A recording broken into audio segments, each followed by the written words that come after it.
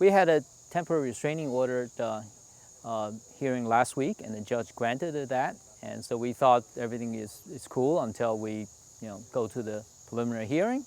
And on Monday, and they start cutting the trees, and I was at work. So basically, they came into my backyard and scared my mom and my grandchild because they didn't know who these guys. They stormed into our backyard and started cutting the tree. So they were frightened and they called me and I say, what's going on? So I came back home.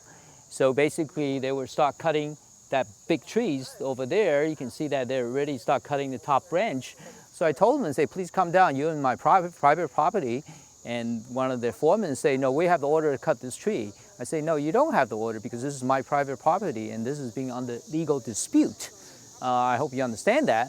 And they say, well, that's our order. So basically I say, all right, I'm gonna call the police. So the police came, we explained the situation to the police, and the police basically told the crew, say, hey, I don't know what's going on, but since this is under legal dispute, let's hold off and, there's no real danger right now. You can, once it's clear, you can come cut it tomorrow if that's clarified. So they basically left, and then when the police left, 5 minutes later, they came back into my yard.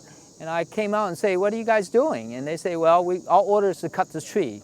I say, yeah, but the police was here. That's what you heard. They say, well, that's our order. And I basically says, well, I can't stop you, but I'm going to stand right here next to the tree.